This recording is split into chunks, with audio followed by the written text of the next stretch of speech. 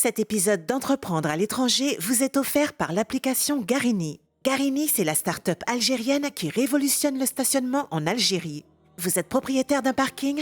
Garini se propose de le gérer pour vous via leur application. Et si vous êtes un automobiliste à la recherche d'une place de parking, Garini se donne pour mission de localiser la place de parking la plus proche de vous. Retrouvez Garini sur www.garini.dz sur Google Play et sur l'App Store. Bonjour tout le monde et bienvenue sur ce nouvel épisode de mon podcast Entreprendre à l'étranger. Aujourd'hui, j'ai la chance de recevoir Myrti. Myrti, comment vas-tu ? Bonjour Ali, bonjour tout le monde. Ravie d'être là avec vous aujourd'hui. Alors, pour la petite information, Myrti, toi et moi, on s'est contactés dernièrement alors qu'on se connaît depuis près d'un an. On se connaît via LinkedIn depuis près d'un an. C'est vrai. Et parce qu'on était speaker sur le même webinar présenté par Magali Desmith. Du coup, écoute, encore ravi de t'avoir sur le podcast et je te laisse te présenter. Merci. Alors, moi, c'est Myrti. Je suis effectivement partie au Brésil en 2010. J'y ai vécu 11 ans. Et ensuite, comme tu le disais, il y a eu un intermédiaire pour rentrer en France.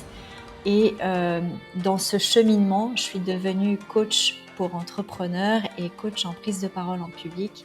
Et je développe mon activité ici en France. Ouais, je crois qu'il y a quasiment un an, un jour ou deux près, j'avais suivi ton parcours au Brésil à ce moment-là, depuis.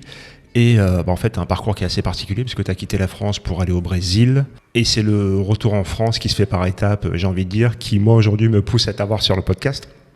Mais bon, je pense que tu seras la mieux placée pour en parler pendant cet épisode. Donc, écoute, allons-y, attaquons. Je te laisse te présenter. En fait, j'avais le rêve fou de vouloir vivre au Brésil parce que je suis passionnée de musique brésilienne. Je chantais déjà à l'époque et je disais, j'étais en école de commerce à l'époque, un jour j'irai vivre au Brésil. Et personne ne se conformait avec cette phrase parce que tu connais pas, donc tu peux pas dire ça. Et c'est resté un rêve. Et puis après, une phase douloureuse de dépression, en fait, une fois que j'avais tout perdu, je me suis dit que c'était le meilleur moment de partir refaire ma vie à l'étranger, donc au Brésil, puisque c'était mon rêve. J'ai 29 ans. Donc je travaillais dans la publicité et la communication. Mais donc, je veux plus du tout travailler avec ça, je le sais déjà. Je sais déjà que je veux me reconvertir et ce qui m'appelle, ce sont plus des métiers en lien avec le développement personnel, la thérapie. Et donc, au début, quand j'arrive, je vais surtout faire comme beaucoup de Français, je vais commencer à donner des cours de français. Et puis, je vais me relier, je vais me relier aux arts, où je vais vraiment chanter. Là, pour le coup, je vais m'autoriser à devenir chanteuse également. Donc, il y a ma vie artistique qui va commencer vraiment à prendre de la place. Enfin, moi, je vais m'autoriser plutôt. Et puis, je vais me reconvertir. Donc, du coup, ensuite, je vais faire des formations. Je comprends clairement le cheminement jusqu'au Brésil. Hein. Pour moi, je vois ça comme étant une envie, comme un rêve de gosse. Et je pense aussi que c'est une attirance pour la chaleur et le soleil, parce que généralement, quand on commence à s'expatrier, ce qui se passe, c'est qu'on est attiré par le soleil. On a cette appétence, cette attirance pour le soleil, et surtout, on a tous fait pareil. Donc, je ne te jette pas la pierre. Comment ça se passe quand tu arrives au Brésil en termes de choc ? Est-ce qu'il y a vraiment un choc culturel ? Parce que c'est un pays qui est très différent de la France culturellement. Si j'avais une question, quel va être ton premier choc culturel ? Le premier choc culturel, c'est vraiment cet écart social. Il est vraiment poignant. Si tu veux, nous, on n'est pas habitués. C'est vraiment très choquant. Je me rappellerai toujours de cette scène où je voyais des enfants jouer et j'ai trouvé la scène au début mignonne. Et en fait, après, je suis émue parce que je vois que ces enfants sont contents parce qu'on leur a donné des tomates. C'était des enfants de la rue. Et ils étaient tellement contents et ils disaient je vais pouvoir le manger avec du sel. Enfin, tu vois, j'étais pas du tout habituée à ce niveau de misère qui est vraiment là pour le coup. En plus, quand je suis arrivée à Salvador et donc tu as des quartiers qui sont très riches, mais le pauvre il est en bas en train de manger dans ses poubelles. Donc ça pour moi c'était vraiment très dur au niveau culturel et du coup j'ai voulu travailler dans une association pour pouvoir avoir le sentiment de contribuer, parce que ouais, c'est indignant en fait. C'est vraiment indignant de voir ce niveau de pauvreté. Et donc voilà, j'ai fait quelques actions dans des ONG. Alors ça, honnêtement, je peux parfaitement le comprendre. Ça me ramène aussi je crois que c'était la saison 1 de mon podcast, où j'avais eu un invité qui était en Afrique du Sud. Et il vivait dans une telle dissonance avec d'un côté une population extrêmement pauvre et d'un autre côté une classe supérieure très riche, avec une absence totale de classe moyenne, que aujourd'hui, lorsqu'il rentre en France, en fait, ça lui fait un choc. Lorsqu'il rentre en France, ne serait-ce que pour des vacances, pour voir sa famille, des proches, il voit une telle richesse autour de lui, du point de vue, s'il vit en Afrique du Sud depuis plus d'une décennie maintenant, de voir des magasins ouverts, une classe moyenne existante, des gens qui mangent à leur faim des gens qui mangent à leur faim. Et en fait, tout ça pour lui est devenu un luxe qui, je vais pas dire qu'il ne se permet pas en Afrique du Sud, mais avec lequel il a un peu plus de mal en Afrique du Sud, alors qu'il a parfaitement les moyens. C'est un chef d'entreprise, il aide les gens à créer leurs projets, à porter leurs projets. Donc, et j'avoue que c'est assez incroyable. Et ce que je comprends, c'est qu'aujourd'hui, l'Europe, dans sa grande majorité, en fait, n'arrive plus à être attirante, n'attire plus les gens. Et en fait, les gens, pour se donner un sens à leur vie ou pour, c'est pour se sentir utile, vont aller en Afrique, vont aller en Amérique du Sud, vont aller en Asie, dans des pays qu'on appelait, il n'y a pas si longtemps que ça, des tiers-mondes, voire le quart-monde dans certains cas. Et ça n'attire plus. En fait, c'est le fait d'être confronté à cette misère, parce que lui, il a contribué, il continue de contribuer à travers l'association d'ONG, donc il est très actif dans le milieu associatif, comme je disais, donc il est porteur de projets. Il accompagne des porteurs de projets en Afrique du Sud, principalement des jeunes et des jeunes exclus du système universitaire, professionnel ou autre. Et il me dit, en fait, je ne peux plus revenir en France, je ne peux plus revenir en Europe parce que je me sens inutile. Et je le comprends parfaitement. Je le comprends parfaitement. Je ne sais pas si toi, tu as été confronté à cette problématique aussi. Alors, pour la petite anecdote, moi, il y a un mot avec lequel j'ai un peu de mal, c'est le mot résilience. Là, actuellement, on est en train d'enregistrer, donc toi, tu es en France, là, moi, je suis en Algérie, je suis arrivé hier. Et c'est un pays que je redécouvre. Moi, je suis né ici, donc je suis né dans l'Est. Le centre et l'Ouest, je les connais un peu moins bien. Et c'est vraiment le mot résilience. Je l'entends souvent ici, je l'entends souvent ailleurs en parlant des Algériens. Et là, ce qui est en train de se passer, donc depuis le mois de septembre, je fais des allers-retours assez régulièrement. J'ai passé peut-être le tout mis bout à bout plusieurs semaines. Et je suis au contact quotidien des différentes couches de la population, c'est-à-dire que je vois des étudiants, je vois des travailleurs, je vois des chefs d'entreprise algériens, des salariés algériens, des expats, bref, je vois tout un tas de monde. Et pour la plupart, ces gens sont en train de s'installer ici ou de se réinstaller ici, pardon. Et ce que je constate, c'est que les personnes qui sont en train de revenir en Algérie sont des personnes qui, contrairement à celles aux générations précédentes qui ont quitté l'Algérie donc pour avoir des moyens plus conséquents, celles qui reviennent ont aujourd'hui des moyens très conséquents, beaucoup plus conséquents que ceux de nos parents, de nos grands-parents. Et en fait, il y a un glissement qui est en train de s'opérer. Les gens sont en train de revenir en Algérie et dans d'autres pays d'Afrique. Et je pense que c'est là aussi, c'est pour se sentir utile. Je ne sais pas si toi, tu le ressens aussi comme ça. Voilà, les gens appellent ça de la résilience. Moi, je ne sais pas si c'est de la résilience et d'être dans cette acceptation. Mais je pense que les gens reviennent en Algérie. Je cite l'Algérie parce que j'y suis et que j'y suis né aussi, mais je pense que ça doit être le cas dans d'autres pays. Ce qui se passe, c'est qu'en fait, c'est que les gens reviennent pour se sentir utiles quelque part. En fait, ce que moi je constate, et c'est comment dire, c'est toujours ce que je dis est inspiré de discussions. C'est, je pense, c'est qu'il manque quelque chose. Souvent, l'expat est associé à des moyens financiers très conséquents, mais au final, c'est que tu te rends compte, c'est qu'il manque quelque chose. Lorsque toi, tu vas au Brésil, c'est pas pour gagner mieux ta vie au Brésil.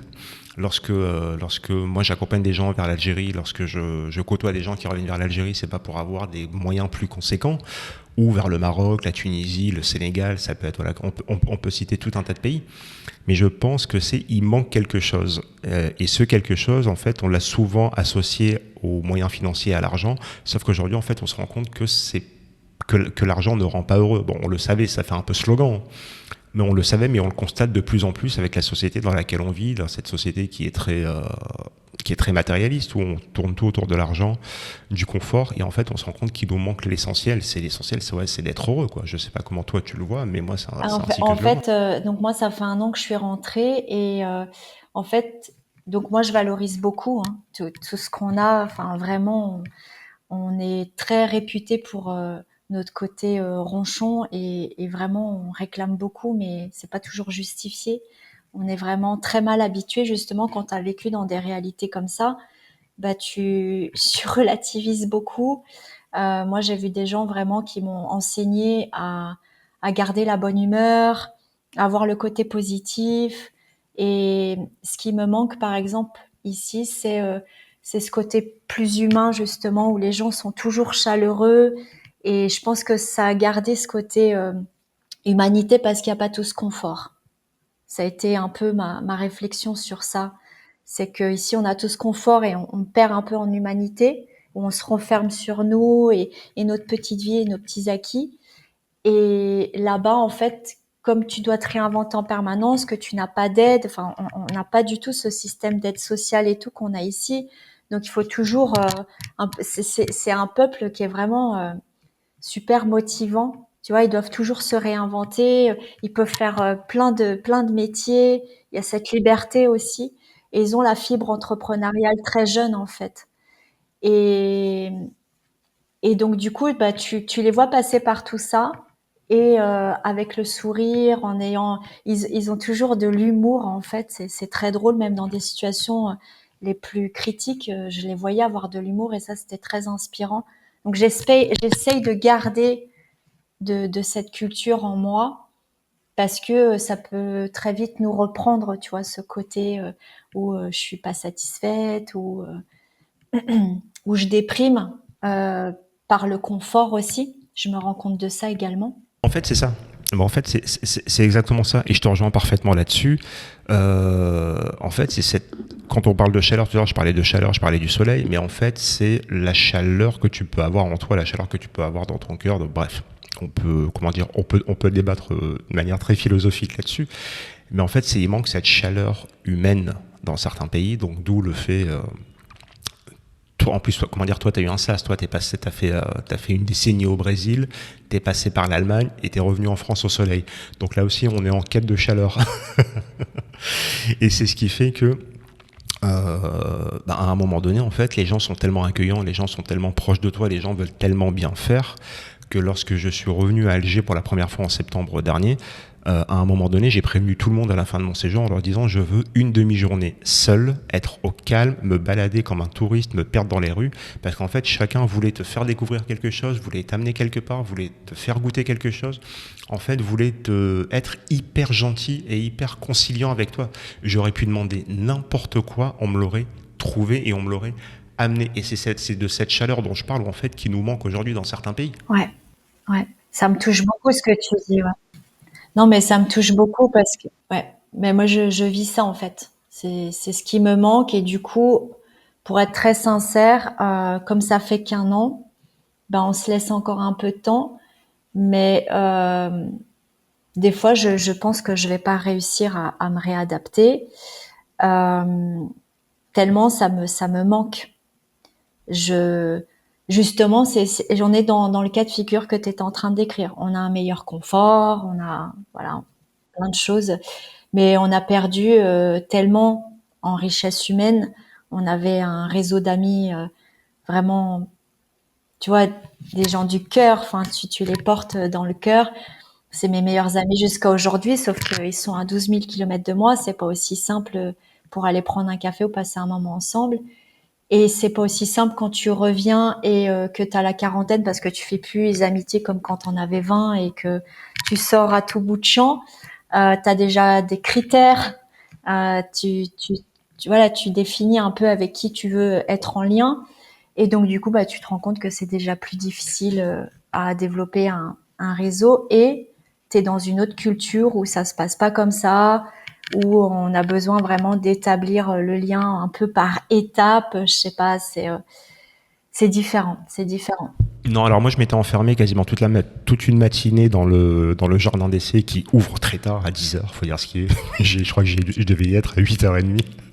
Parce qu'en fait, à un moment donné, on se retrouve dans une grande ville. Hein. Il y a pas de Alger, c'est une grande ville, c'est une ville qui pullule de véhicules, de gens, de tout ce qu'on veut. Ça reste une capitale très active.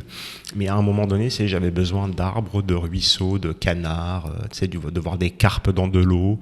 Et en fait, j'y retourne régulièrement. Donc, j'y étais en septembre, j'y suis retourné en novembre. Je crois que même la veille ou le jour même de mon départ, au mois de décembre, j'y suis retourné. Et pour ne rien te cacher, je prévois d'y retourner là incessamment sous peu. Donc il va y avoir déjà une volonté de changer un peu. Là où j'habitais, c'était sur une île. Et donc, il y a eu cette envie de, partir en Europe. Mon mari, il est dans un milieu assez spécifique, donc du coup, pour lui, le champ était assez restreint quand même au Brésil.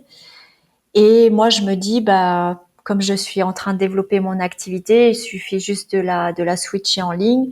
Ça a pris, donc je me suis dit qu'il n'y avait pas de problème à partir. Et mon mari va chercher, ça va être l'encre quand même, puisque c'est lui qui va réussir à avoir un CDI, vu que moi je suis entrepreneur, j'ai pas le bon profil pour créer l'encre pour arriver. Et en fait, il va pas réussir à avoir cet emploi du côté de Nice. Donc c'est le même emploi qu'il est en train d'avoir aujourd'hui. À l'époque, il est déjà en train de faire le processus de sélection. Il va aller jusqu'au bout, mais c'est pas lui qui va être pris. Sur 2 candidats, et voilà, ils ont choisi une autre personne. Et ce qui va réussir derrière cet emploi, c'est un emploi en Allemagne. Et là, pour moi, il y a vraiment ça va pas être possible, l'Allemagne. Je le sens tout de suite, ça va pas le faire. Je parle beaucoup de moi, effectivement. Comment dire, tu ne l'as pas dit, hein, mais j'imagine que les auditeurs, en fait, sont là pour t'écouter, toi. Et du coup, donc le Brésil, on a dit 11 ans et non 10, je me corrige.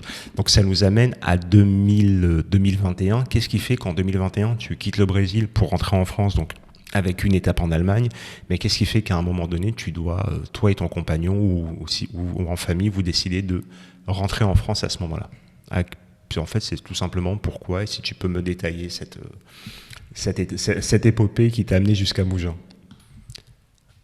Alors, je connais très mal les deux pays, autant l'Allemagne que le Brésil. Certes, j'ai déjà été un peu plus en Allemagne qu'au Brésil, mais du coup, psychologiquement, comment tu le vis? Parce qu'il y a l'aspect psychologique et il y a l'aspect physique. Donc, il y a le froid, c'est une chose, les conditions climatiques, c'est une chose, mais comment, toi, psychologiquement, tu le vis à ce moment-là? Parce qu'en fait, déjà, le départ n'est pas initié par toi, mais c'est les conditions de ton compagnon qui t'amènent à quitter le Brésil. Comment, psychologiquement, tu le vis? Ah oui, non, mais c'est terrible. Oui. C'est tout ça, c'est tout ça quand tu arrives. Là, pour le coup, les contrastes, tu les as pam, pam, pam en permanence, en pleine gueule. Et donc, c'est très violent parce que tu es, pour le coup, dans une culture qui est beaucoup, beaucoup plus froide que la nôtre. Alors après, tu as des Allemands qui sont adorables. J'ai une sympathie pour ce peuple. Je vais pas dire qu'ils sont tous... Mais quand tu arrives et que tu parles pas la langue, alors voilà, ne jamais faire ça, ne pas aller en Allemagne sans parler la langue, c'est terrible de faire ça.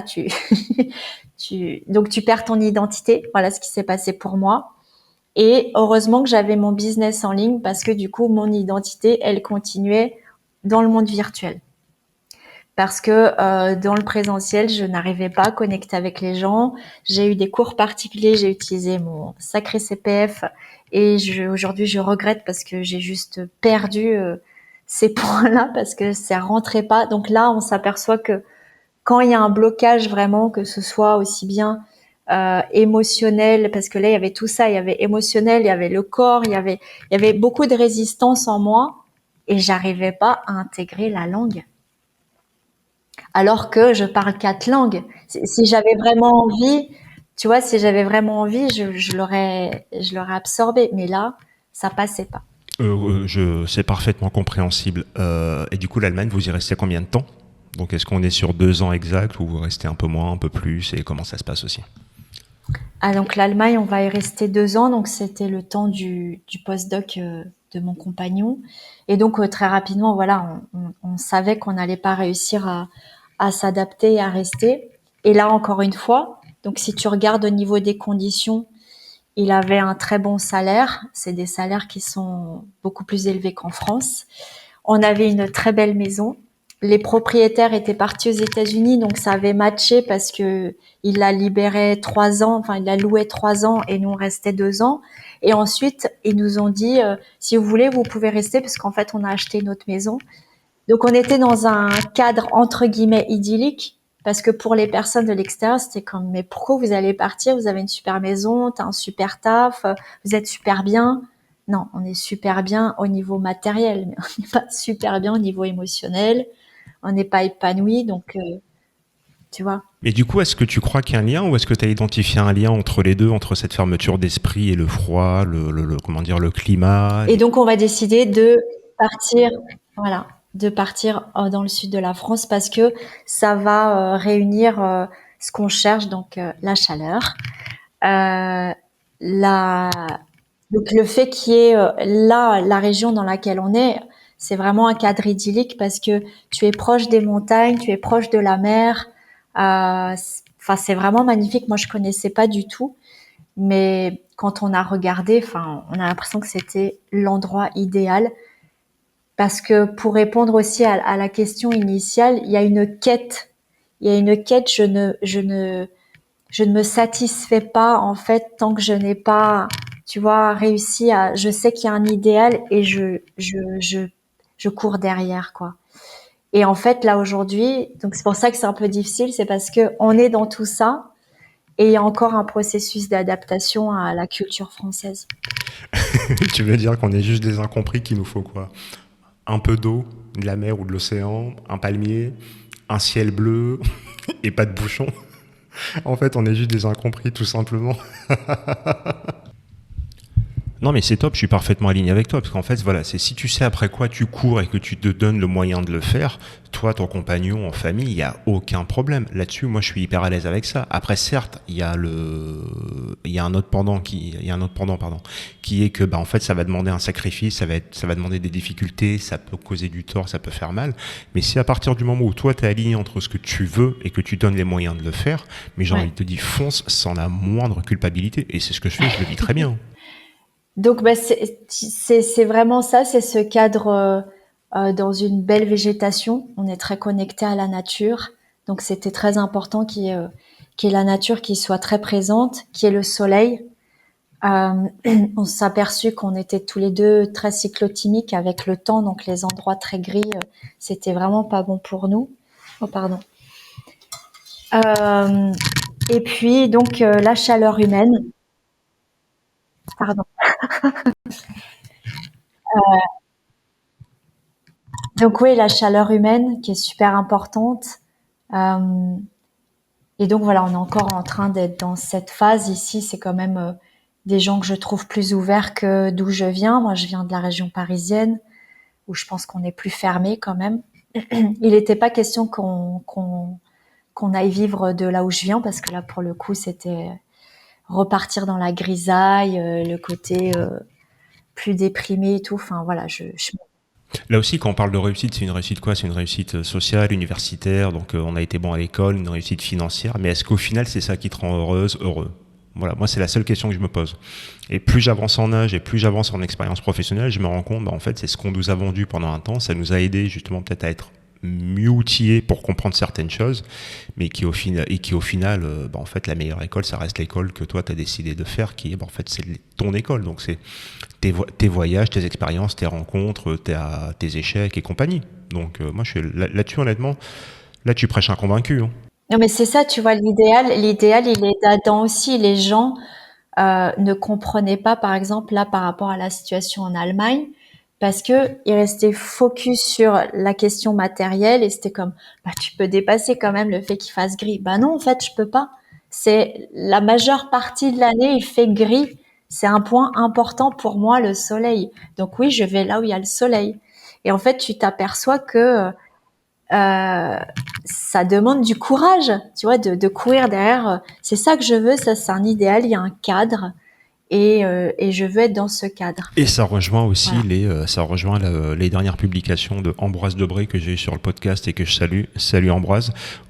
Que j'ai lu dernièrement. Je crois qu'il a diffusé des chiffres sur le nombre de salariés qui souhaitaient quitter leur job. Et on était sur un chiffre complètement hallucinant où on parlait de plus de 8 salariés sur 10 souhaitent quitter leur job. À un moment donné, lorsque tu as 80% de gens qui rêvent de faire autre chose que ce qu'ils font du matin au soir, du lundi au vendredi, je pense qu'il y a un problème d'alignement et il y a un problème de choix à faire. C'est très dangereux, c'est très risqué de tout plaquer pour aller vivre d'amour et d'eau fraîche. Mais est-ce qu'à un moment donné, le temps que tu passes à souffrir parce que il faut te reconstruire pendant cette période-là, est-ce que ça en vaut pas la peine? Non, non. Mais tu t'aperçois que tu fais quelque chose qui, pour beaucoup de gens, en fait, c'est pas ça les critères. Hein. Les critères, c'est la réussite sociale. C'est, mais attends, là, il gagne moins puisqu'il a un salaire français. Enfin, tu vois, on est dans une maison beaucoup plus petite. Enfin, ça aurait été sur des critères comme ça, d'après ce qu'on comprenait, qu'on nous renvoyait, euh, qu'on se basait, quoi. Et alors que nous, on était sur des critères plutôt idéalistes, tu vois, d'être au milieu d'une nature qui nous convienne, Donc à ce un moment donné, temps. c'est qu'il y a un problème. Moi, je peux pas Ouais. croire qu'il y a seulement 20% des gens qui font un boulot de rêve. Il y a des dizaines, des centaines, des milliers, voire même des centaines de milliers de boulots qu'on peut faire, des boulots qu'on ne connaît pas. Et aujourd'hui, la chance qu'on a, c'est qu'en fait, c'est qu'on peut créer notre propre job. Aujourd'hui, être podcasteur, ça peut être un job à temps plein. Donc il y a un tas de choses. Ça demande un sacrifice personnel, financier, humain, bref, il y a toutes les conséquences derrière. Mais à un moment donné, c'est des engagements à prendre. Tu fais un engagement, tu t'alignes avec ce qui t'anime ou ce qui ne t'anime pas. Et à un moment donné, moi je connais des gens qui ont des journées de 10, 12, 14 heures. Il y a des gens avec qui je discute, des fois il est 7 heures du mat et tu reçois un texto à 22, 23 heures où la personne soit te raconte ta journée, soit te dit un peu qui te raconte une anecdote, mais tu te rends compte en fait qu'à 22 ou 23 heures, elle vient juste de déconnecter de Non. de sa journée de boulot. Après, que tu fasses quelque chose qui te plaît, ça c'est primordial. Que tu fasses une profession dans laquelle tu t'épanouisses, c'est primordial. Mais même comme ça, moi j'ai pas le critère du salaire et de la réussite comme épanouissement parce que justement ma première quand j'ai fait ma dépression en fait, j'ai couru après la réussite, après ce qu'on m'a vendu comme étant les critères de la réussite. Donc à 24 ans, voilà, en gros, j'avais réussi. Et je dis, ok, donc les gars, si c'est ça, moi, ça fait pas de sens.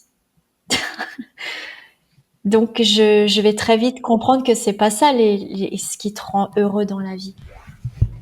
On a ouvert une parenthèse, on a ouvert une très très longue parenthèse, je dois avouer. Donc revenons à toi, revenons à l'Allemagne.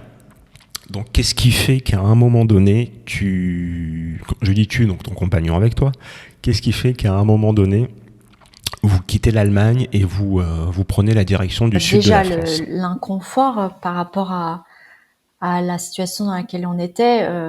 Donc, ok, il y avait le côté matériel, mais il n'y avait pas ce côté humain. Il fait très gris dans le nord de l'Allemagne.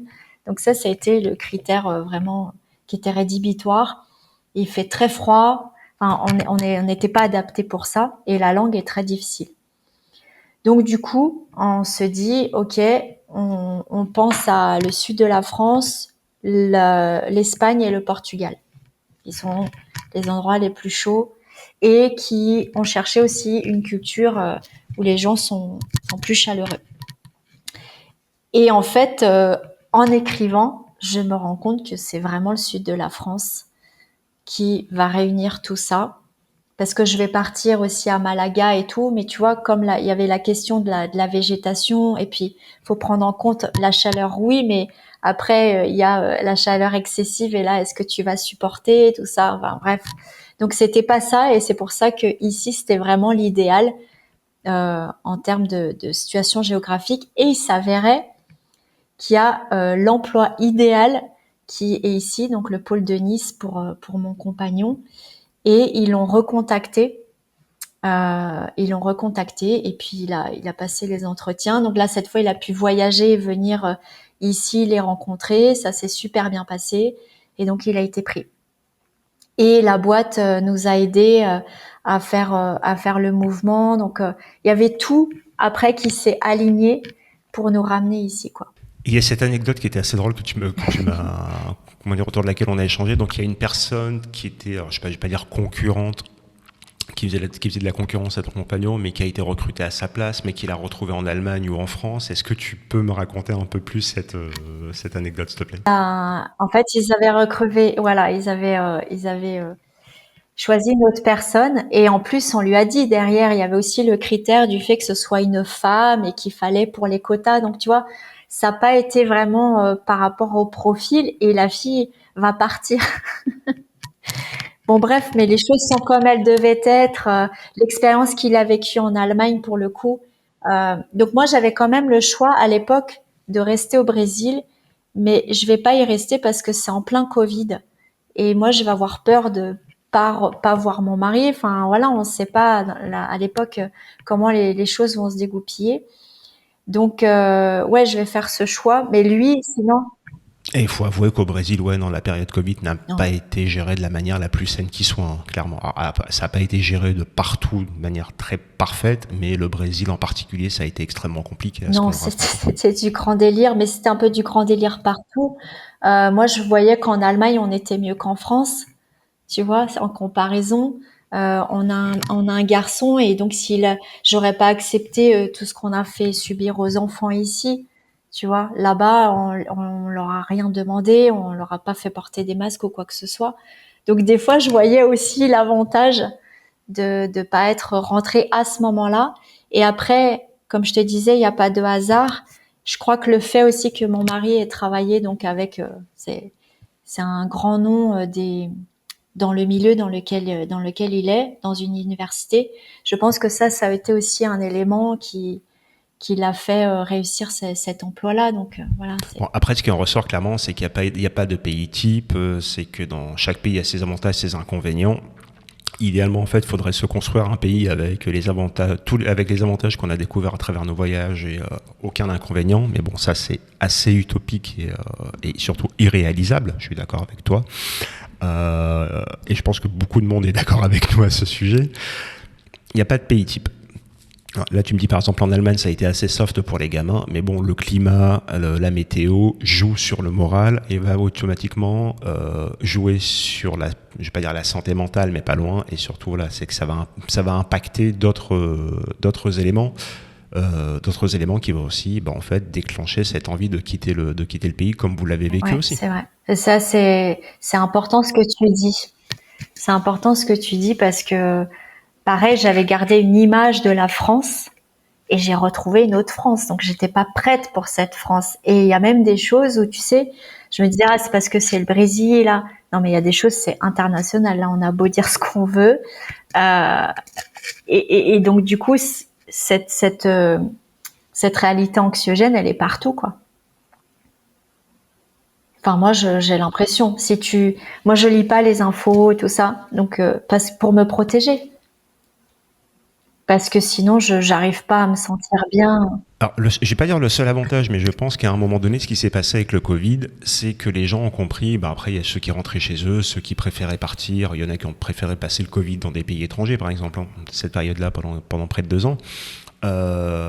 Aujourd'hui, en fait, ce qu'il va falloir comprendre, c'est que changer de pays tous les 2, 3, 4, 10, 15, 20 ans, c'est pas un handicap, faut voir ça comme étant une richesse. Mais aujourd'hui, le problème, c'est qu'aujourd'hui, tu es indépendant, c'est que tu es, je vais pas dire un oisif, mais pas loin. Tu fais rêver personne. Tout le monde te voit comme un boulet potentiel parce qu'ils te disent « Ah bah tiens, il va se barrer du jour au lendemain ». Ce qui peut être possible, hein. On l'a tous eu des moments difficiles où, c'est tu te sens au bout du rouleau. Mais en fait, c'est à côté, il faut voir les chiffres qu'on peut générer, les chiffres que génèrent nos boîtes. Et je vais pas dire oui, ce qu'on est en capacité d'apporter aussi à la société. Donc il y a ça à prendre en compte. Donc oui, moi si demain je travaille en France, en vivant à Alger, à Istanbul, à Lisbonne, ou là où je veux, où est le problème à partir du moment où je contribue pleinement. Donc où est le problème à partir de là? Mais moi, j'accompagne des gens à créer des boîtes, que ce soit en France ou à l'étranger. Et le problème, donc, ces gens-là, au départ, sont indépendants. Donc, il n'y a pas de société. Donc, on parle d'entreprise individuelle pour la plupart. Et ben, ces gens-là, malgré 2, 3, 4, 5 ans d'activité, lorsqu'elles vont auprès d'une banque pour négocier un prêt, c'est un enfer sur terre. Il n'y a pas longtemps, je discutais avec un expert en finance et qui me disait si on arrive à avoir des fonds assez conséquents pour pour créer une banque dédiée uniquement aux auto-entrepreneurs, aux indépendants et à certaines professions libérales, il m'a dit il a entendu des gens lui dire nous on est prêt à emprunter pour acheter un bien ou pour un prêt de société ou pour faire tourner notre activité, on est prêt à emprunter à des taux de 7, 8, 10% quoi. Et c'est dramatique parce que c'est ces gens-là qui, à un moment donné, vont peut-être partir et avoir une flexibilité un peu plus importante pour acheter ailleurs. J'ai vécu au Portugal. Au Portugal, 3 ans en tant qu'indépendant, tu vas avoir une banque, tu as un prêt. La question ne se pose pas. Donc, en France, 3 ans en tant qu'indépendant, tu vas avoir une banque, elle va te demander de revenir avec un CDI dans 4 ans, quoi. Et ça reste une énorme problématique parce qu'en fait, on fait perdre de la richesse. On s'en rend pas compte encore, malheureusement.